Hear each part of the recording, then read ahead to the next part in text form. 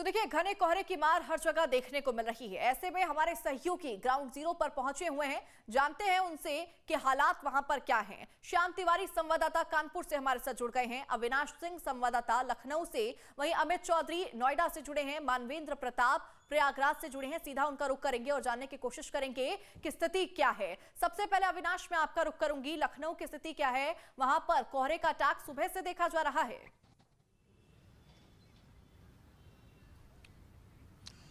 बिल्कुल शगुन, देखिए, अगर हम लखनऊ की बात करें और आसपास के इलाकों की बात करें तो पिछले एक हफ्ते से जो ये पूरा क्षेत्र है घने कोहरे और ठंड की चपेट में है। और आप सोचिए कि दोपहर का समय है लेकिन अभी तक धूप नहीं निकली है।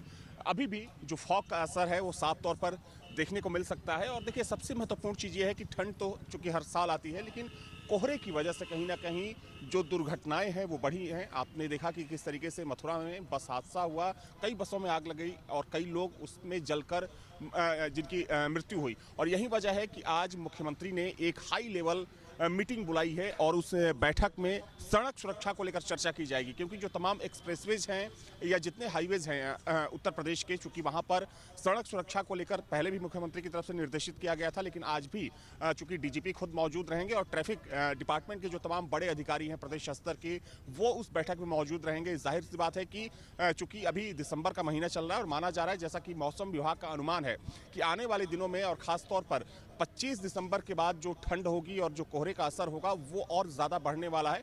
तो सरकार की तरफ से और ट्रैफिक विभाग की तरफ से कुछ एहतियातन कदम उठाए जा रहे हैं और उसी संबंध में आज मुख्यमंत्री ने बैठक बुलाई है कि किस तरीके से सड़क सुरक्षा को लेकर और ज़्यादा जो व्यवस्थाएं हैं उसको सुदृढ़ करने की ज़रूरत है ताकि दुर्घटनाओं को कम किया जा सके। जहाँ तक सवाल ठंड का है तो जाहिर तौर पर ठंड की वजह से कहीं ना कहीं लोगों को काफ़ी दिक्कतें हो रही हैं और ख़ास तौर पर वे लोग जो बेसहारा हैं या फिर सड़क किनारे अपनी ज़िंदगी गुजारते हैं। हालांकि मुख्यमंत्री ने 2 दिन पहले ही जो संबंधित विभाग है उनको निर्देशित किया था कि ऐसे लोगों के रहने के लिए जो रैन बसेरे हैं उनकी व्यवस्था होनी चाहिए और उन रैन बसेरों में ठंड से बचाव के जो तमाम कह सकते हैं कि जो उपकरण लगे होते हैं, चाहे हम हीटर की बात करें या फिर दूसरे उपकरणों की बात करें, तो उनकी भी व्यवस्था होनी चाहिए। फिर भी कह सकते हैं कि जो ठंड है, ठंड बहुत ज़्यादा है। और चूंकि अगर आज के टेम्परेचर की बात करें लखनऊ की, तो लखनऊ में अभी हाल फिलहाल में 16 डिग्री के आसपास तापमान है। हालांकि दोपहर के बाद माना जा रहा है कि जो टेम्परेचर थोड़ा सा ऊपर जाएगा, लेकिन ठंड से हाल फिलहाल अभी लोगों को निजात नहीं मिलने वाली है, जैसा कि मौसम विभाग का अनुमान है। शगुन, ठीक है अविनाश, आप सीधा हम अमित का रुख करेंगे और नोएडा की स्थिति जानेंगे। अमित, देखिए, कोहरे का अटैक यहाँ पर काफी ज्यादा देखने को मिल रहा है और उसका सीधा असर अगर पड़ता है तो वो है यातायात पर पड़ता है, क्योंकि विजिबिलिटी बेहद कम। ऐसे में जो लोग अपने घरों से बाहर निकलते हैं, वाहन के जरिए ट्रैवल करते हैं, एक जगह से दूसरी जगह जाते हैं, उनको काफी दिक्कतों का सामना करना पड़ता है। विजिबिलिटी ना के बराबर होती है, तो ऐसे में इसको लेकर क्या तैयारी है?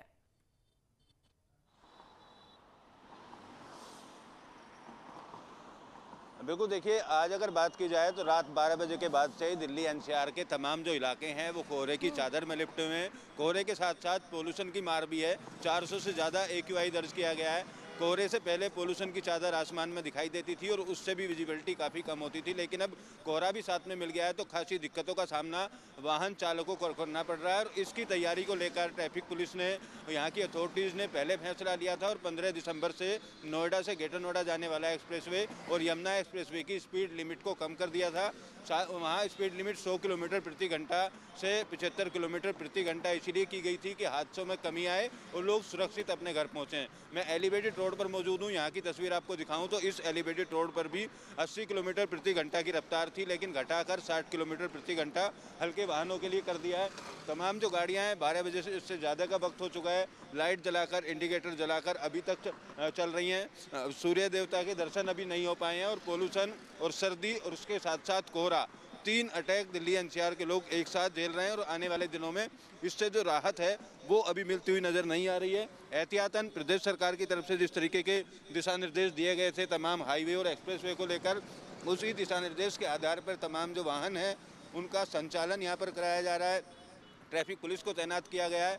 नियमों की अनदेखी करने वालों के खिलाफ भी कार्रवाई लगातार की जा रही है। एक तरफ तो प्रदूषण में जो प्रतिबंधित गाड़ियां हैं उनको रोकने का, उनके चालान करने का भी काम ट्रैफिक पुलिस के द्वारा किया जा रहा है। दूसरी तरफ लोग सुरक्षित अपने मंजिल तक जाएं उसको लेकर अनाउंसमेंट किए जा रहे हैं। जेवर टोल प्लाजा की बात की जाए तो वहाँ पर पंपलेट भी बांटे जा रहे हैं, लोगों को जागरूक किया जा रहा है। और अगर विजिबिलिटी 50 मीटर से कम है तो ऐसे में सुरक्षित स्थानों पर तमाम जो स्लीपर बस हैं या अन्य वाहन हैं उनको खड़ा कराने के आदेश भी दिए गए हैं। लेकिन आज सुबह से जिस तरीके के हालात हैं उससे अच्छी खासी जो मुश्किलें हैं वो लोगों की बढ़ती हुई नजर आ रही हैं। हालांकि जिस तरीके से सर्दी अब लगातार बढ़ती जा रही है, सर्दी को देखते हुए शहर में अलग अलग इलाकों में रैन बसेरे भी बनाए गए हैं, अलाव जलाने के लिए भी प्रशासन द्वारा तैयारी की गई है। लेकिन जिस तरीके से आज सुबह से देखा गया, रैन बसेरे में तो लोग आराम से रुके हुए थे, वहाँ पर रह रहे थे, लेकिन अलाव की कमी ज़रूर लोग महसूस कर रहे थे। खासतौर पर ऐसी जगह जो बड़े बस स्टॉप हैं, सिटी सेंटर या मोरना बस डिपो है, जहाँ पर ज़्यादातर लोगों का आना जाना रहता है, तो वहाँ पर अलाव जलाने का जरूर इंतजार लोगों की तरफ से किया जा रहा है। लेकिन रैन बसेरों की थोड़ी बहुत खामियां हैं उसको भी यहाँ पर दूर करने की कोशिश लगातार प्रशासन की तरफ से की जा रही है। कानपुर से हमारे सहयोगी श्याम तिवारी भी बने हुए हैं। श्याम, देखिए लगातार कानपुर में भी ठंड का काफी ज्यादा प्रकोप देखा जा रहा है, कड़ाके की ठंड वहां पर भी पड़ रही है और असर इसका स्कूली जाने वाले छात्रों पर भी पड़ रहा है, क्योंकि छोटे छोटे बच्चे कड़ाके की ठंड में स्कूल जा रहे थे, लेकिन उसको लेकर वहां पर फैसला लिया गया, छुट्टियां भी वहां पर घोषित की गई हैं। फिलहाल वहां पर स्थिति क्या है कानपुर में? बिल्कुल, कानपुर में भी ठंड का कहर देखने को मिल रहा है। ठंड की सितम की वजह से लोग परेशान नजर आ रहे हैं। सड़कों का नजारा हम आपको दिखाएंगे कि सड़क पर जो लोग निकल रहे हैं वे स्वेटर पहने हुए हैं, खुद को ढक करके निकल रहे हैं, कान को ढके हुए हैं और जो वाहन चला रहे हैं वो अपने हाथों पर दस्ताने पहन करके निकल रहे हैं। दरअसल पिछले 3 दिनों से कानपुर में बहुत ज्यादा ठंड पड़ रही है, जिसकी वजह से आम जनजीवन अस्त व्यस्त सा हो गया है। जिन्हें बेहद जरूरी काम है उन्हें घरों से बाहर निकलना है, लेकिन डॉक्टरों ने सलाह दी है कि बच्चे और बुजुर्ग उन्हें घर से अगर बहुत जरूरी काम है तो घर पर ही रहें और घर से बाहर ना निकलें। वैसा ही कानपुर में देखने को भी मिल रहा है। आपको बता दें कि डीएम ने 3 दिनों के लिए स्कूलों को बंद किया और बताया जा रहा है कि उसके बाद भी मौसम का रिव्यू किया जाएगा और अगर हालात ऐसे ही रहते हैं तो छुट्टियों को आगे बढ़ा दिया जाएगा। वहीं दूसरी तरफ नगर निगम और प्रशासन अपने स्तर पर लोगों को राहत पहुंचाने के लिए काम कर रहा है। नगर निगम ने बैठक करके सुनिश्चित किया है कि तमाम स्थानों पर जहां पर लोग मौजूद रहते हैं, तमाम चौक चौराहे हैं, वहां पर अलाव जलाने की व्यवस्था की जाए। इसके साथ ही साथ तमाम जगहों पर रैन बसेरे जो स्थित है उन्हें दोबारा से चालू किया जाए और वहां पर जो लोग पहुंच रहे हैं उन्हें किसी तरीके की असुविधा ना होने पाए, वहां पर अलाव की व्यवस्था की जाए। और इसके साथ ही साथ कानपुर में नगर निगम ने जो तमाम गौशालाएं हैं वहां पर जो पशु मौजूद है उनको सर्दी न लगे इसके लिए भी तमाम इंतजाम किए हैं। गौशालाओं को ढका गया है। उसके अलावा गायों के लिए काऊ कोट की व्यवस्था की गई है, गायों को काऊ कोट पहनाए गए हैं। आपको बता दें कि जिस तरीके से रात में और सुबह कोहरा देखने को मिल रहा है उसकी वजह से ट्रैफिक की रफ्तार है वो थम गई है। तमाम ट्रेनें लेट से चल रही हैं, देरी से चल रही हैं, जिसकी वजह से रेलवे स्टेशन पर जो यात्री पहुंच रहे हैं उन्हें घंटों इंतजार करना पड़ रहा है और उन्हें बेहद असुविधा का सामना करना पड़ रहा है। स्कूली बच्चों की बात की जाए तो क्योंकि उनकी छुट्टियां हो गई हैं तो 3 दिनों के लिए वो स्कूल नहीं जाएंगे, लेकिन जिस तरीके से मौसम विभाग का अनुमान उनका कहना यह है कि आगे भी इसी तरीके के हालात जारी रह सकते हैं। तो ऐसे में माना यह जा रहा है कि सर्दियां अभी लोगों की और अधिक परीक्षा लेंगी और अधिक सर्दी पड़ेगी। तो ऐसे में कि छुट्टियां एक तरफ बढ़ेगी, भाई जो प्रशासनिक इंतजाम है जिनकी अभी शुरुआत की गई है वो भी देखना ये होगा कि वो आगे किस तरीके से बढ़ते हैं। शहर की अगर बात की जाए तो अभी तक कंबल वितरण का कार्यक्रम शुरू नहीं हो पाया है। अलाव के लिए अभी बैठक की गई है। तमाम ऐसे जगह हैं जहां पर अलाव देखने को नहीं मिल रहा है। जोनल अधिकारियों की ड्यूटी जरूर तय की गई है, लेकिन ये अभी शुरुआती फेज है। अभी तमाम जगहों पर अलाव नहीं दिख रहा, तमाम जगहों पर कंबलों का वितरण नहीं किया गया। ऐसे में तमाम वो लोग जो बेसहारा है, ठीक है श्याम, मैं वापस आपके पास रुक करूंगी। मानवेंद्र भी प्रयागराज से हमारे साथ लगातार बने हुए हैं। मानवेंद्र, लखनऊ और नोएडा में तो अभी भी कोहरे का हल्का हल्का प्रकोप देखा जा रहा है, अभी भी तस्वीरें वहां से धुंधली ही सामने आ रही है। संगम नगरी का क्या हाल है, क्या वहां पर अभी भी कोहरा है?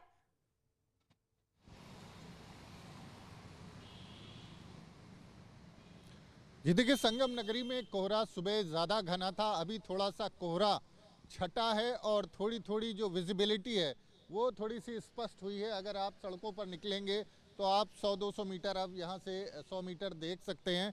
लेकिन जिस तरह के हालात थे, अगर हम बीती रात से बात करें तो कोहरा था। आज सुबह जब लोग सो के उठे तो घना कोहरा था और जिस तरह से ठंड, कोहरे के साथ साथ शीतलहरी का भी असर अब दिखने लगा है और जिस तरह से ठंड पड़ रही है लोग घरों से निकलने में कतरा रहे हैं। और प्रशासन ने भी, जो बीएसए है, उन्होंने एक ऑर्डर किया था कि सभी स्कूल जो छोटे बच्चों के प्राइमरी से स्कूल हैं वो अब 10 बजे से 3 बजे तक का समय उन्होंने तय कर दिया था, क्योंकि बच्चों के स्कूल का समय आमतौर पर सुबह 7 बजे से होता है, तो ठंड का असर ना पड़े इसलिए किया था। लोग घरों से निकलते हैं तो सारी तैयारी के साथ आप देखें तो पूरा शरीर को मफलर और शॉल और अच्छी तरह शरीर को कवर करके ही घर से निकल रहे हैं। लेकिन जिस तरह से तस्वीर है, प्रशासन ने तमाम इंतज़ाम किए हैं, तमाम रैन बसेरे जो है वो बना रखे हैं, तमाम जगहों पर अलाव की व्यवस्था की जा रही है और तमाम व्यवस्थाएं की जा रही है। लेकिन संगम नगरी भी चपेट में है शीतलहरी की और कोहरे की चपेट में। अभी थोड़ी सी राहत दिखाई दे रही है, हल्का सा उजाला यहाँ पर देखने को मिला और अभी और कितनी देर रहेगा इस बात की कोई गारंटी नहीं है। तो एक तरह से अब सर्दियों के मौसम की जो एक सर्दी के मौसम में भी जब ये कोहरे का समय आता है तो वो समय शुरू हो चुका है और 10-15 दिन तक ये लोगों को ऐसे ही परेशान करेगा और लोगों को घर से निकलने में सोचना पड़ेगा। गाड़ियाँ जो सड़कों पर दौड़ रही उनकी रफ्तार को कंट्रोल में रखना पड़ेगा, ध्यान रखना पड़ेगा, क्योंकि विजिबिलिटी कम हो जाती है। सुबह से लेकर अगर सुबह की बात करें, शाम की बात करें तो 4 बजे ऐसा लगता है जैसे कि रात होने वाली है, अंधेरा सा दिखाई देने लगता है। तो इस तरह से जो मौसम है उसकी मार आम लोगों पर पड़ रही है। गरीब लोगों की बात करें, पशुओं की बात करें तो ठुठुरते हुए उनकी हालत जो है बेहद ख़राब है। इस मौसम के चलते हर कोई जो है वो कहीं ना कहीं पीड़ित है। लेकिन अब चूँकि शुरुआत हो चुकी है, जो ठंडी में भी एक गुलाबी ठंडक होती है उसको लोग एंजॉय करते हैं, लेकिन जब इस तरह की ठंडक आती है तो लोग ये मनाते हैं कि जल्द से ये मौसम ख़त्म हो और इससे लोगों को निजात मिले। तो ठंड से हर कोई प्रभावित है और घरों से निकलते समय लोग अपना एहतियात रखते हैं, कपड़े पहन रहे हैं, जैकेट, गर्म कपड़े निकल आए हैं। लेकिन अविनाश, मैं एक और चीज समझना चाहूंगी, चूंकि आप ग्राउंड पे भी मौजूद हैं और इससे पहले हमने देखा था तस्वीरें जब लखनऊ में भी AQI को लेकर सवाल राजनीतिक तरफ से उठाए गए थे। खैर, मैं यहाँ पर राजनीति की बात नहीं करूंगी, लेकिन जिस तरह से ट्रिपल अटैक का सामना दिल्ली NCR के लोगों को करना पड़ रहा है, क्या लखनऊ में भी ट्रिपल अटैक का असर है? वहां पर भी AQI की वजह से जो कोहरा और प्रदूषण का मिश्रण है और उसके साथ ही ठंड का प्रचंड प्रकोप, क्या वहां पर भी ट्रिपल अटैक की स्थिति है?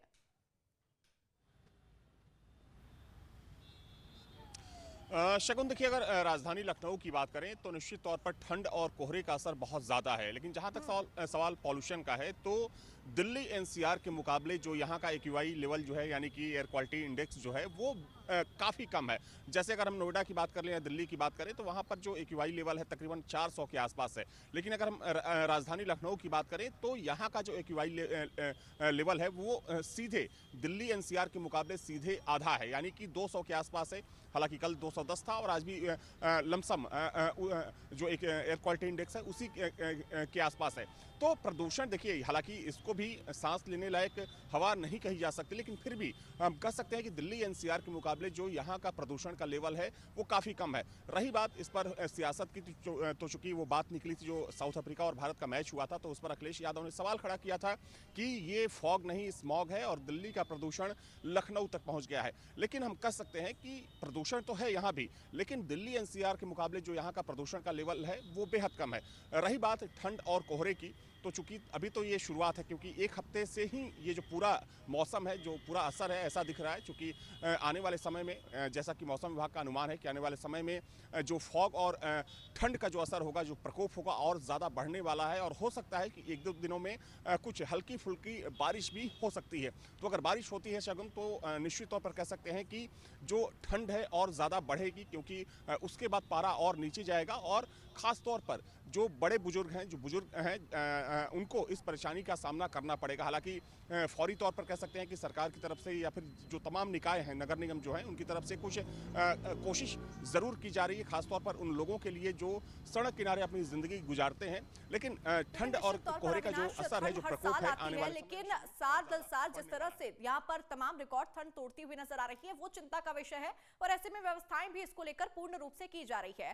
श्याम, आप कानपुर में जिक्र कर रहे थे कि किस तरह से कई जगह अव्यवस्था भी देखी जा रही है। हालांकि इसको लेकर प्रशासन भी सजग नजर आ रहा है, तैयारियां यहां पर पूर्ण की जा रही है। क्या वहां पर स्वास्थ्य विभाग की ठंड को लेकर तैयारियां पूरी है? क्योंकि ठंड के मौसम में नजला, जुकाम और तमाम तरह की परेशानियों का लोग सामना करते हैं। ऐसे में स्वास्थ्य विभाग भी वहां पर पूरी तरह अलर्ट है।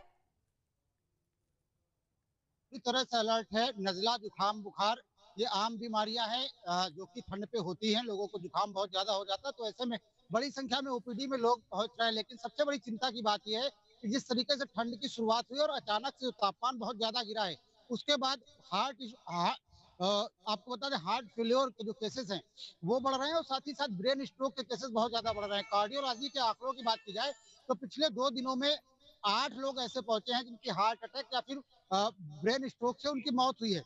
जिस तरीके से ठंड बढ़ रही है उस तरीके से हार्ट अटैक के केसेस बढ़ने की संभावना जताई जा रही है। बताया जा रहा है कि ठंड में हार्ट अटैक के केसेस बढ़ जाते हैं, ब्रेन स्ट्रोक के यानी कि केसेस बढ़ कुल जाते हैं। मिलाकर श्याम, व्यवस्थाएं यहाँ पर पूर्ण है। हालांकि यहाँ पर बार बार सलाह दी जा रही है कि ठंड से बचाव करना होगा और घरों से बाहर निकलते समय आप पूर्ण रूप से अपना ध्यान रखें। फिलहाल आपका सभी का बहुत बहुत शुक्रिया ग्राउंड जीरो से तमाम तस्वीरें और जानकारी हमारे दर्शकों के साथ साझा करने के लिए। आपके मोबाइल पर तुरंत आएगी ब्रेकिंग न्यूज, स्क्रीन पर सबसे पहले दिखेगी बड़ी खबर, देश दुनिया की हर खबर एक जगह। अब आपके मोबाइल पर तुरंत फटाफट इंस्टॉल कीजिए न्यूज नेशन ऐप और रखिए खुद को अपडेट।